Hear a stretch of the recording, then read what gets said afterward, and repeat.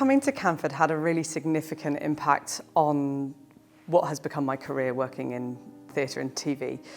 I came to Canford as a scholar in the sixth form, and I think just the thing of applying, going through a challenging selection process, and then being validated, being vindicated by getting a scholarship was a really big deal for me. It was like I was, I don't know, I was given a seal of approval. It felt like it really validated me as a person. And the affirmation that gave me really paid forwards, I think. So I had huge support from the English department. I was encouraged by the head of English at the time, John James. I was encouraged to apply for Oxbridge. I was supported so incredibly well through that process, both like pastorally and academically, to make that, that big journey towards Oxbridge applications. And then going from Cambridge, doing an English degree, to vocational 3-year training in drama at LAMDA. Again, that thing of working hard for quite a challenging application process, getting a place, sort of taking things one step forward at a time. And then that's what you do every day as an actor. You're having to work incredibly hard for auditions. And I think the statistics work out as something like 95% of the jobs that we audition for in any given time as an actor, you don't get.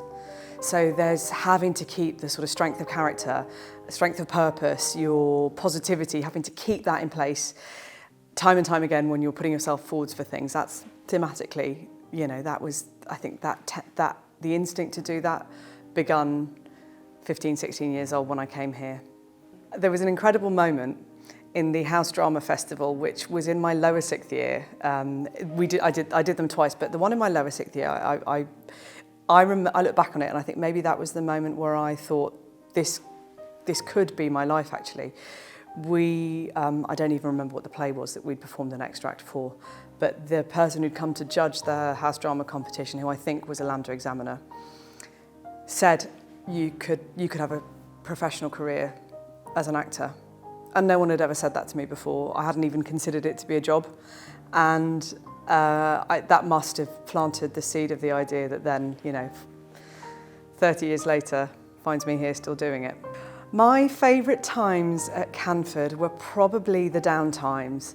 So I think back with incredible fondness about the walks back from Wimborne House, where I was a student, to Marriott's, where I was boarding. And those walks in the evening, accompanied by friends along the way and sort of chatting about how the day had gone. And then the evenings at Marriott's over endless cups of tea and hot buttered toast, half a loaf. I think we'd go through 2 loaves of bread every night in each year group. And it just felt like that was such an incredible human time for big changes that we were all going through at the end of our adolescence, big family things, life things. That time with friends working through life was just so precious. The biggest challenge, I think, in all of the different stages of life after Canford go back, I think, to a sense of what it means to dig deep on your resilience. How filled our days were at Canford with music for me and drama and sport and studies. To go from that into a university system where I had to work autonomously, I really had to draw deep on my own resources and figure out how to do that differently. Translate that then into vocational training to become an actor, which is 3 years of really intensive physical practice, vocal practice, extending my own sort of, strength and capabilities to do that. And then going on to a job that is really up and down, full of incredible highs and also some really, really difficult low times when I thought I've made a terrible mistake, I shouldn't do this, I'm not cut out for this. I think the tenacity and the resilience that Canford gave me has always been there to keep meeting all of those obstacles all along the way, because the 30 years between being here as a student and now, near 30 years, there have been loads of really different challenges, and it feels like all of them were underpinned by that one thing that I learnt here. So the advice that I would give to somebody starting into the lower sixth, I'd like to, also think of what advice would I give to myself if I could turn back to 16-year-old me. And I think two things really clearly, which is to take risks, to feel like failure isn't terrible, and to be prepared to try things out. I'd never played hockey before coming to Canford, and I was terrified of a hockey stick, and then like 6 months later, I'd learned something new, and that's a really great thing. And I think the more I look back, the more I keep having to remind myself of that, and I think it's a really great thing to start at 16.